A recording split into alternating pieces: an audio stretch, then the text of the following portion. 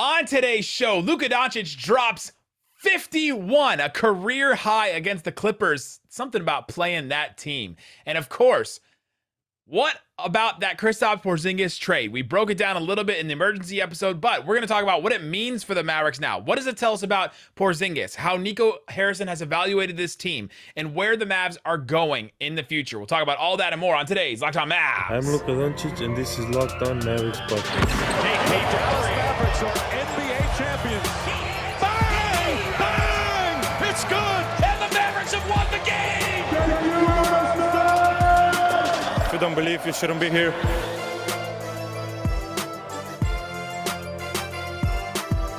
And welcome. You are locked on to the Dallas Mavericks. My name is Nick Angstadt, media member and NBA channel manager for the Locked On Podcast Network. Thanks for making Locked On Mavs your first listen every single day. We are free and available on all platforms, including YouTube, where we are so close to 10,000 subscribers. So incredibly close. Thanks to everybody that has watched our videos, that watched the Emergency Pod episode, that listened to the Emergency Pod. Go check out that episode if you haven't already.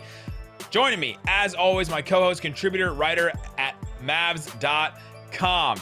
The 50 Burger Boy, the One More Thing King. What you got for me, Isaac Harris? Is it a coincidence? Luka Doncic drops 50 on the day that Kristaps Porzingis is traded. I mean, put the music on.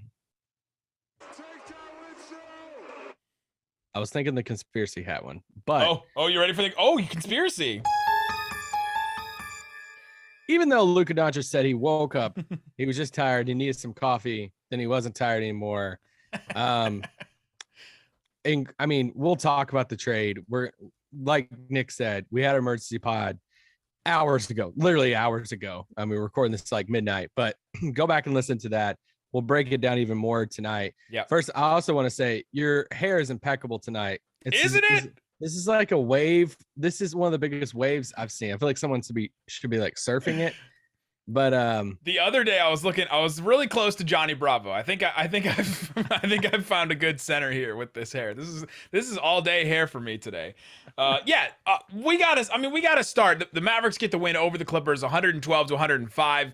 The Mavericks don't have obviously Kristaps Porzingis, Tim Hardaway Jr., but that guy, that dude, that man, Isaac. It's been a while, but we get to celebrate and we get to be happy about. Luka Doncic, Luka Doncic, Luka Doncic, Luka Doncic, Luka Doncic.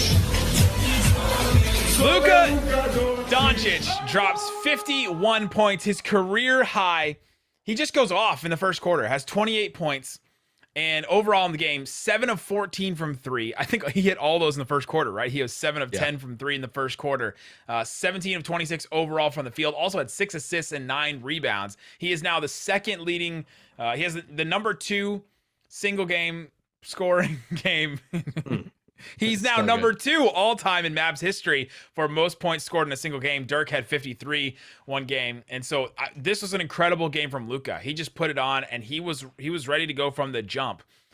And you put the conspiracy music on, but I do think that Luka was playing more free. I think that he was out there. He was feeling good. He was either he was excited about, Dorian Finney-Smith getting his deal because that's his guy. He's excited about Dorian getting paid, or something else may have happened in the Mavs organization where there's just all of a sudden it's just a different vibe, right? You're bringing in new blood, like new guys are coming to the team, and all of a sudden he just feels like, okay, we're gonna hit this second half of the season or last third of the season, and I don't have to worry about giving KP his touches and doing things like that, and worrying about his feelings, all kinds of different things that he's had to do the last couple of years with Porzingis. And I'm going to wildly speculate that may have had something to do with the way he was playing tonight. Plus, he loves playing against those Clippers. He does love playing against the Clippers, but it's just, if you believe it or not, just the timeline of it less than an hour, almost less than 30 minutes before the deadline, the Porzingis trade, happens. And it kind of shook out a lot of people, even, people, Brad tweeted at the game. Brad Townsend saying that, the posters, were on the seats tonight were supposed to be, Kristaps Porzingis. And, so it's like, I think it shook a lot of people. even like national media, I've listened to a few podcasts already, and it's like a lot of people trying to figure out, man, what's Dallas doing? Are they, they're giving up on this, Porzingis trade from a few years Yes. ago already. Yes, they are. How are they going to play small ball? They don't have a center.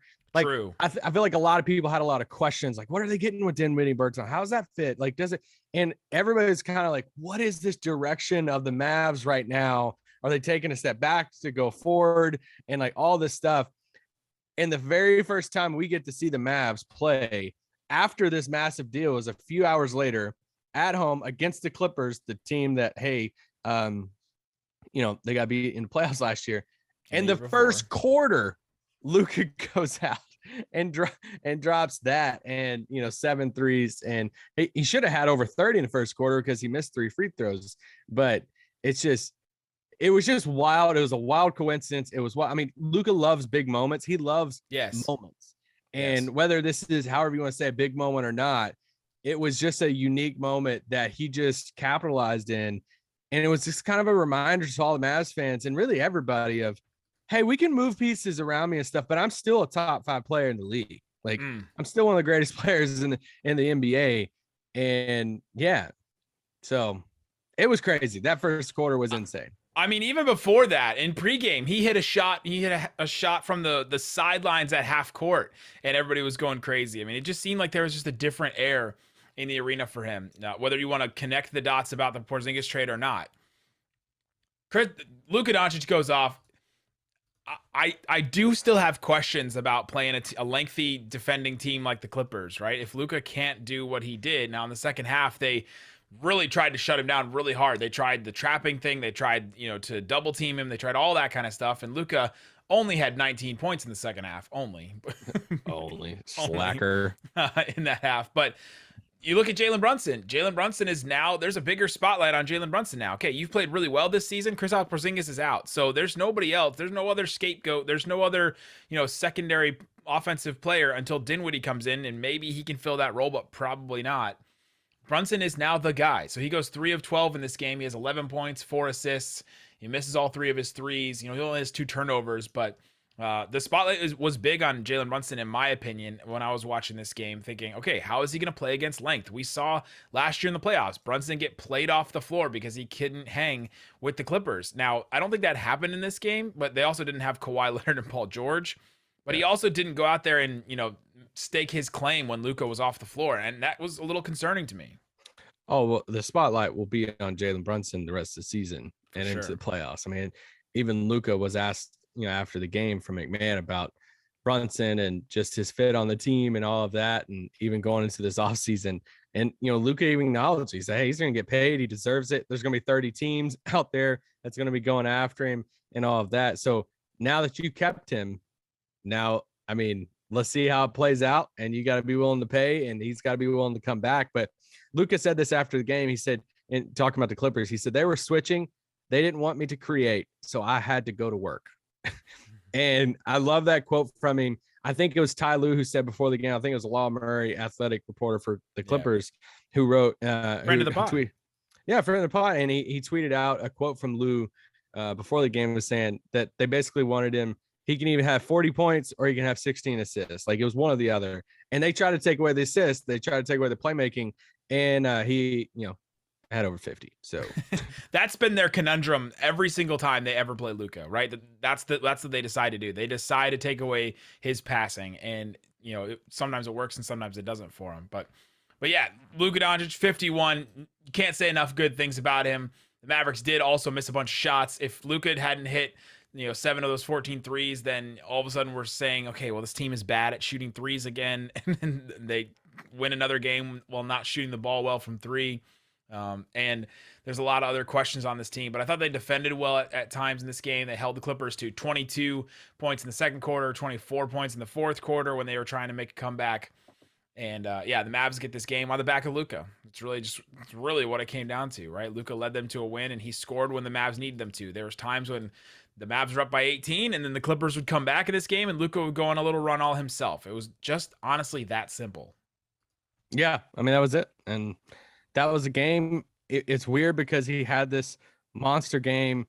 He was, 2 points shy from Dirk's record Dribbled the ball out at the end, and career night for Luka. And it's like, if this happened on literally any other night this entire season, this would be the only thing we would be talking about for 48 hours.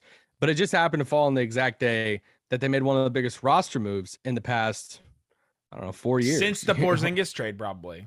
Yeah. I mean, we did our emergency pod today, and it's like, I'm sure you felt the same. It was like, oh man, like I haven't felt this since Porzingis trade, like just that it was big news and movement, right? Yeah. So, the adrenaline of it, and the texts from people and reaching out to people was like, hey, what's going on here? Like, it's just, we haven't had that type of buzz since, that trade. Correct. So shout out to Luka for being tonight's Hot man, the hot player. But we got to talk about this trade. We got to talk about what this trade tells us about the Dallas Mavericks, about Kristaps Porzingis, about how Nico Harrison evaluated the team. He spoke to the media. He spoke to us after the game tonight. So we want to talk about all those quotes and break it all down.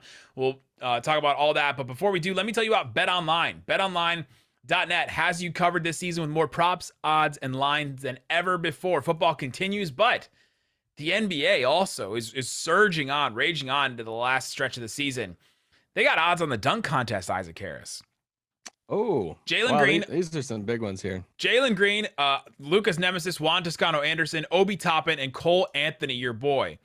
Who do you think has the highest odds or the lowest odds to win the dunk contest? So who is the favorite? Lowest odds? The lowest, whatever. Luka's guy, yeah. To win the dunk contest. Who do you think will win? Is number one? Oh, I think okay. I know I messed it up. I think Jalen Green will be the favorite. I think Juan has the worst odds. You got the bookends. Jalen Green plus 175. He's the favorite. Juan Toscano-Anderson plus 400. He is the underdog here. Obi Toppin and Cole Anthony then round out the middle, plus 225 and plus 250. Cole Anthony's my guy. That's my third. pick. I'm going Obi Toppin in this one. I think I would put my money on him because he can jump at the gym. But so Knicks need something. If you want to, us Knicks need something. If you want to check out all that, go ahead. Don't wait to take advantage of all the new amazing offers available for the 2022 season. BetOnline, where the game starts. All right, Isaac Harris, let's get into this trade. So, if you haven't listened to the Emergency Podcast, Kristaps Porzingis is heading to the Washington Wizards with a second-round pick, the Mavs 2022 second-round pick, so this season. And in exchange, the Mavericks received Spencer Dinwiddie and Davis Bertans from the Wizards. There's some protections on that pick, by the way. Couple protections on the pick, yeah. What does this trade tell us about Kristaps Porzingis? Let's start right there. From what angle? I mean, I think, one, if you're the Wizards right now, if you're Wizards fans, you're happy about it, right? Like, I mean, Dinwiddie hasn't been working out. Bertans hasn't been playing good.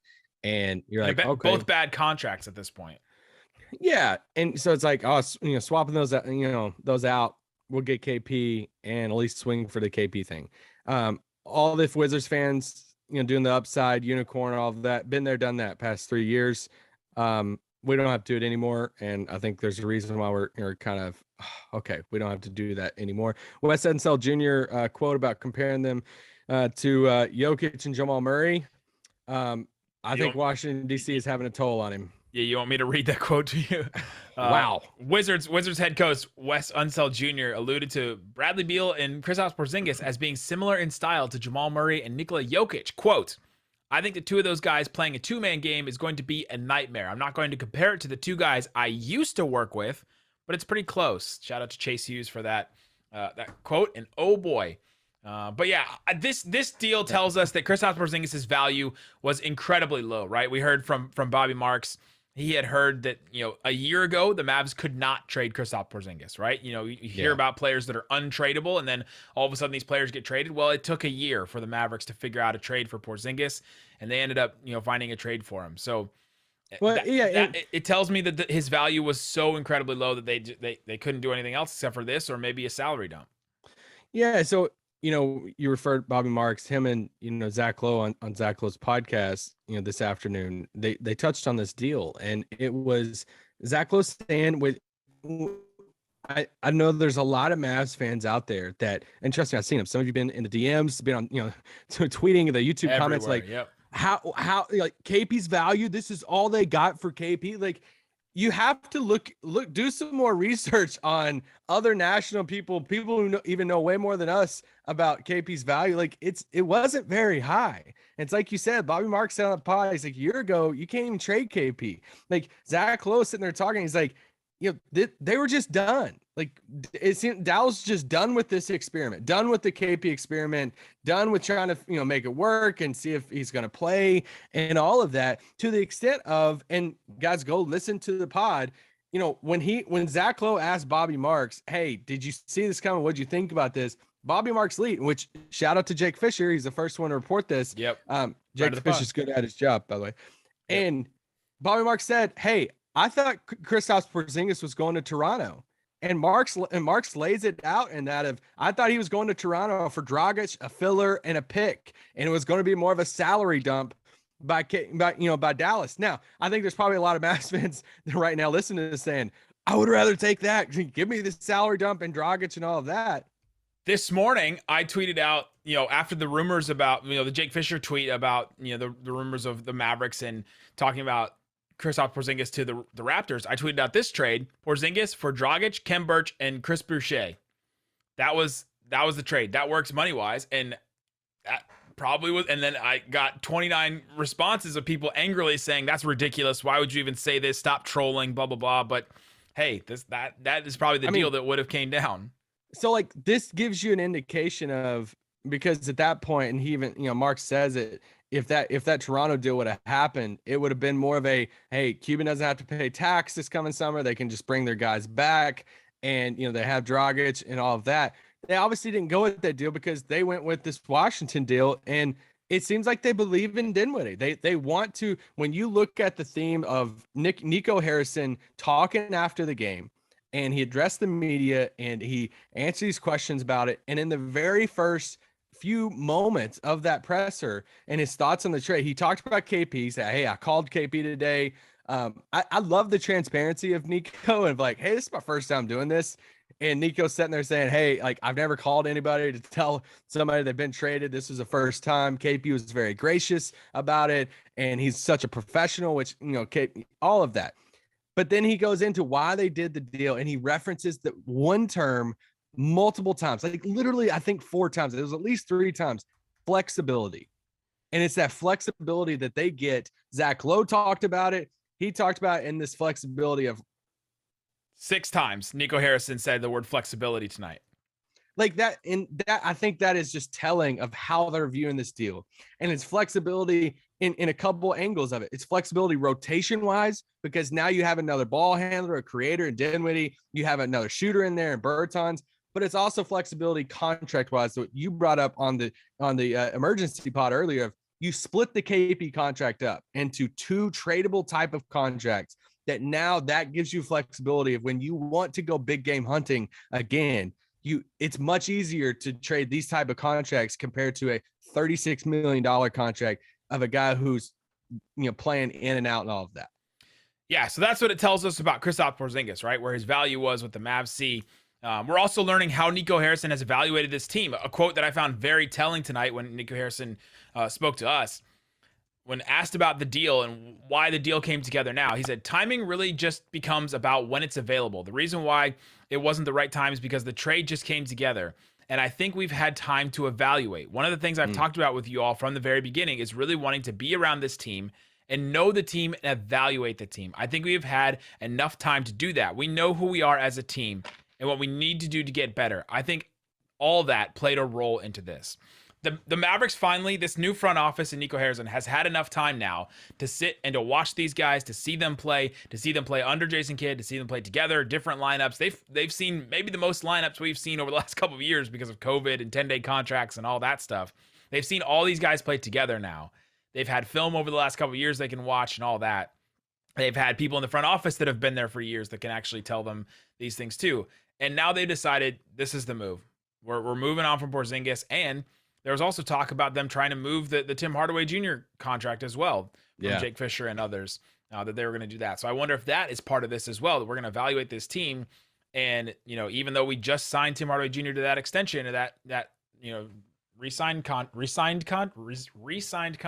that Tim Hardaway Jr. got, that that now we may move on from him as well. And so I found that very fascinating that they finally evaluated the team enough. And, I know if you're listening, you said, man, I knew that they needed to move on from him forever ago, right? I knew that they, needed to do this and needed to add talent and all this stuff for a long time, but they needed the front office needed the time. They needed the time to look at this, situation and figure out exactly what they needed to do with this roster. Took him 4 months to say, hey, KP's not gonna work here, so we need to that's what it came down to, right? Yeah, I mean, it probably took him less than 4 months, but you mentioned that, or you kind of said, hey, how fans are kind of, how they could be reacting. And it's just why it has been a little wild seeing the fan reaction to this, because I feel like KP more than anybody has been scrutinized and bashed and everything. It's extremely polarizing, right? Yeah, you either were real in his camp and believed in him, or just did not believe in him at all, thought he was terrible and thought he should go, right? I felt like you listening were probably on one of those two ends, and there's not many in the middle. Yeah, it's like I came home tonight and I told my wife, I was like, hey, KP got traded today. She's like, yeah, I saw. I was like, no, this is like a really big deal. Like this is like crazy. I didn't expect it to happen today. Right. And she's like, and she literally looked at me. We're in the kitchen. She's like, why is it a big deal? I thought people hated him. And it's like, well, dang. Like, I mean, she doesn't even like follow Matt's Twitter or anything like that. And it's like, but that's been the sentiment to where it was kind of confusing to me of then he gets traded and there's like some of the same people that has wanted that him to be gone. It's like, well, now he's gone. And it's like, all right, well, people just want to be mad, Yeah, so I'm not sure which side of it you fit on if you're listening right now, but I was like, what side I feel. Yeah, I know you. But coming up, let's get into some more about this team. What do we know about what the Mavs are going to be? What does this trade tell us about what the Mavs are going to be going forward? How Nico Harrison is going to build out this roster. We'll talk about some more lessons we've learned from this trade coming up. But before we do, let me tell you about Shopify. Shopify gives entrepreneurs the resources once reserved for big business. So upstarts, startups, and established businesses alike can sell everywhere. Synchronize online and in-person sales effortlessly. Stay informed. If Spencer Dinwiddie wants to come in, sell some NFTs, get into that crypto game, figure that out, then Shopify can help him. So go check out Shopify. Helps millions of businesses and powers them from first sale to full scale. Reach customers online and across social networks with an ever-growing suite of channel integrations and apps, including Facebook, Instagram, TikTok. Luka just posted a TikTok tonight, Pinterest, and more. He's really enjoying tonight. Gain insights as you grow with detailed reporting of conversion rates, profit margins, and beyond. Go to shopify.com/LockedOnNBA. That Locked On NBA part has to be all lowercase. So shopify.com/LockedOnNBA for a free 14-day trial and get full access to Shopify's entire suite of features. Grow your business with Shopify today. Go to shopify.com/LockedOnNBA right now. Again, shopify.com/LockedOnNBA. Also, Isaac, my day has been nuts. I started my day going on WFAA. Appreciate everything that they've done for us. And I got to go on there and talk about the trade deadline and what was happening. And they said, what's the big news today? I said, well, the Mavericks have talked about Kristaps Porzingis, but I don't think he's going to get dealt today. And then he got dealt today. I went and then produced a show, and then a live trade deadline show. Then I went and did an emergency pod with you, and then I went and covered the game in person. Then we came home, and now I'm recording this episode. And guess what? It sounded like you needed a snack today. My entire day was powered by Built Bars, because I think I had 3 or 4 Built Bars today. Nick Angstadt, powered by Built Bars and bananas. That's like the only thing I ate today. And I absolutely needed these. They are incredible. They're a protein bar that tastes like a candy bar. They're absolutely delicious. Go check them out. The coconut brownie chunk literally got me through the day today. 150 calories, 15 grams of protein, 7 grams of sugar, and you can get 15% off these if you use the promo code LOCKED15 at checkout. Built.com, promo code LOCKED15. All right, Isaac Harris, we're continuing our conversation. What does this trade tell us about blank, different things? What are the Mavs going to be? What are we looking forward to? We've been talking a couple times about how, okay, it makes this team more multiple. It makes it more flexible. Nico Harrison said flexible 6 times tonight when talking about what this trade does for the Mavericks.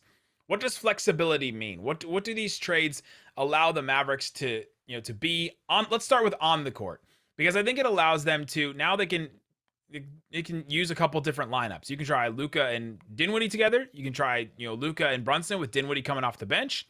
Not sure how much you could do Brunson and Dinwiddie together. However, Dinwiddie's a little bit bigger of a guard, right? He is 6'5". He's got like a longer wingspan than 6'5". And so you can play him a little bit. He's a little bit more versatile, and you can play him around. He fills the Tim role of a scorer off the bench, and I think that allows you to do some things as well. And you also have a 6'10" shooter coming off the bench, Davis Bertans, that can stretch the floor a little bit more, and be another shooter when the Mavs are going cold. I don't expect him to have an incredibly huge role, but in nights when the Mavs are going cold from three and they need a guy to come in and knock down a couple threes, Davis Bertans can have games where he hits 7 threes, or 6 There's your threes. There's your JJ Redick right there. It's true. Yeah. This is your 6'10" JJ Redick from Latvia that you're getting, right? And so on nights like that, he's the Kristaps Porzingis that the Mavs stuck in the corner. He's that guy. That's what he's going to bring. And so I think it gives them some options on the court, and I'm interested to see some of them. The first game that Bertans hits like 4 threes, fans are going to freak out. But Mark Cuban talked to Brad Townsend, Dallas Morning News. Go read the story if you haven't already. And it's kind of the first quotes from the team about this. This is before Nico, Kid, or anybody talked about it. And he had this quote. He said, "We have Luka, we have Jalen Brunson, we have Trey Burke, who are really the only guys who can create off the dribble. Maybe Frank Ntilikina to a certain extent." He said, "But now Spencer does that. So the whole idea of giving Luka a chance to rest every now and then, he's not going to want to rest, but giving him that opportunity to rest." And I think that is, it's been a broken record for us. How long have we been talking about they need to add another creator? They need to add another, ball handler. Could Spencer Dinwiddie be that creator they could add in free agency or maybe the trade deadline, right? Like, how many times have we said that? Now I want to be clear too. I don't think Dinwiddie starts. I think Brunson starts and Dinwiddie comes off the bench, but they have another guy now. They're not forcing Burke into that role. They're not forcing Frank Ntilikina to handle the ball. Remember that stretch of games? Now they have a guy. Happened tonight. They have this guy now that Luka sits down or Luka needs some rest. Like, let's put Dinwiddie out there and say, run the show. Like, we've seen this happen in Brooklyn and stuff. So we were diving into Dinwiddie's health and stuff, before this. And I think his games played this season, has been thrown out. It's like, oh, Dinwiddie's, he's missed 11 games or 10 games, whatever it is this season so far. We'll do some homework on it. Go look at it. This is his first season coming off the ACL. Well, 5 of those games that he's missed have been the second night of a back-to-back. So it's a rest plan for him coming off this injury. And then what was he had a 4-game stretch that he missed 4-game stretch when he tested positive for COVID. Yeah. So it's like, okay, well, it's not like he's had like a couple injuries, here and there of that he's missed time this year. Like, these are explainable times, games missed and stuff. So, and he literally didn't miss a game in the 2019-2020 season except for the bubble because he tested positive for COVID then and didn't go to the bubble, right? So he played every single game that season, and then the year before that he missed a couple games with he missed one stretch of time with an injury, and then, but it was only like 9 games or so, and then he played 80 games in the 2018 season, right? So this is not a guy that's so injury prone that you're concerned about it, right? He's played a lot, just outside of that ACL. He's played most of the games that he's played. No, he's played had most of the games his teams have played. He hasn't had a good season. Like, we're not trying to like build this up. No. He sucked this year for what you expect of him. But Dallas obviously wants to take that swing. They're willing to exchange those parts out of saying, hey, it hasn't fit here with KP. It's not fitting for you right now. Bertans barely even playing. Dinwiddie's not playing well. Let's swap the parts out and see if we can get the better versions of, both sides. Everybody who talked for the Mavs tonight, as far as like Nico, Mark Cuban to Brad and stuff, they all downplayed the fact that this deal was made because of Porzingis' availability.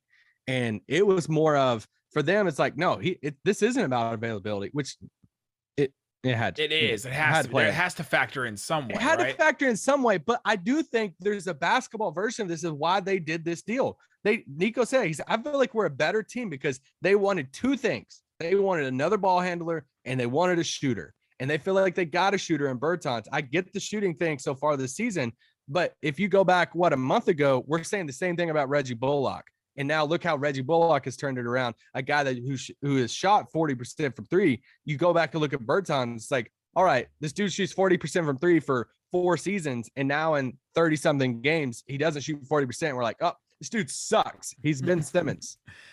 That is a classic quote that I think we got better today. That'll come back to haunt Nico Harrison if these guys do not play well, right? Like I think that's one of those quotes. Like when Cuban says our roster got considerably better over the offseason, I could see that as one of those quotes. But time will tell if it is or not. But yeah, that's what the Mavs are getting out of these guys. Now all of a sudden you have these contracts that you can trade. Let's say Dinwiddie does have an up year, and all of a sudden, what if he has some value? What if he actually has, turns into and has some value? You take him plus Tim Hardaway Jr. plus some draft picks you can do in the offseason, and then all of a sudden that's a package you can put together for a player out there that's on a max deal, that's disgruntled, that heck, a Bradley Beal, right? Like a Bradley Beal, you put some a bunch of picks together that you can trade in the offseason. A couple players that actually have some decent value, and then all of a sudden you could turn it into a star player. And I think that's where I land with this. If the Mavericks don't sign or don't figure out how to trade for an actual number 2 for Luka in this offseason, I think that this trade is a little bit of a mistake. But we'll see. They have to figure out the big man spot. I mean, they're playing with fire with this. When making this deal and not landing another big, they're committing to, all right, we're going to Dwight Powell as the rim roll. Yeah, we're going to play small. We're going to accept the fact that we're probably going to, lose the rebounding battle some nights. We're going to get manhandled down low. If we're throwing out Dwight as our center. And there's times in this game against the Clippers where Zubats was handling him down low. The Clippers really started trying to force feed him, and it worked a lot of the time for them until Luka played him off the floor on the other end. Is there a chance that they're looking across the conference though, and they're looking at, what's the Raptors doing right now? Raptors haven't started a true center in how long? I mean, who's their bigs? Boucher, they're rolling a similar type of team in this. Hey, we're going to put ball handlers, creators out there. Let's score a lot of points. That's the direction that Dallas is leaning this season. Does it increase their odds to go to the finals? I don't know about that, but they're at least taking a different approach. That was the whole thing. It's like we got fatigued, or at least I did. I got fatigued with the Porzingis experiment to where now they're going into the playoffs with a different approach to it. It's like, hey, let's take a different type of swing instead of, will we even have our pieces and trying to figure out what works and what doesn't. Now, the other pieces left over, or what's going to be on the team. I thought one of the other telling things is we both tweeted out. He was asked from Cali about the buyout market. Yeah. And Nico says, I think with us, I think we are set. Goran Dragic, not becoming a Mav. But my mind didn't even go to Dragic first. My mind went to, you're not even going to chase one of these buyout centers? You're not even going to try to, because a lot of that stuff's like back channel. Hey, they know who's going to be available. We would be interested if you got bought out, so that kind of surprised me a little bit that I thought they would, and they still can, right? I mean, they still can. You could go back on that, but I thought they might look into, adding a big body out there of Cantor, Tristan Thompson, Robin Lopez, another body, but nope, guess and not. Marquise Chris, left the game tonight. Little knee injury. We'll see knee soreness, what that looks like, but. All of a sudden, we've been talking about their centers for so long. They trade KP, they waive Moses Brown, and now we're looking at Dwight, Boban, Maxey. Willie's not on the team anymore. Yeah, Willie's gone. All right, Mavs had 7 centers to start the season, and now they got 3.5. Dwight Powell outlasted them all again. Actually, I'm gonna say 2.5 centers. I got Dwight, Chris, and then you got Maxey as the half, and Boban. I don't know if he counts as one of them because I'm not sure he's not getting enough playing time to be one. Incredible moment of the broadcast tonight when Luka's talking to Harp and them. Boban walks over, pulls up his shirt, and points at his jersey that says 51. And I just love that guy. Oh, great stuff. There you go. That's our thoughts on the trade. You can listen to more on the emergency pod. Mavericks win a game. I mean, heck, we haven't done this drop in a little bit, but great vibes, man. It's great vibes. Great vibes. Yeah, great vibes. No, sensational vibes. And the vibes are immaculate. There's a whole Brunson conversation we need to have at the beginning of next week. Because that's one of the bigger storylines of today that I don't think a lot of people are talking about enough. And I know it felt like it kind of got decided on before of, hey, they're not going to, trade Brunson. They decided they're keeping him, all this stuff, but keeping him and committing to him. And even if they get him to stay, that's a huge commitment to make. That, I mean, they're signing up for him to be one of the, top 3-4 players on the team for the foreseeable future. And that's a big decision for a second round pick 3 years ago. Absolutely huge. By the way, we talked about the Dorian Finney-Smith extension on the emergency pod. It happened literally right when we were recording. So if you want to hear our thoughts on that, go check that out. Guys, we'll be back for more post-game on Saturday against the Clippers, another rematch game. We'll break that one down. Then we'll be back, of course, on Monday for more. Guys, thanks so much for listening to Locked On Mavs. Peace out. Boom!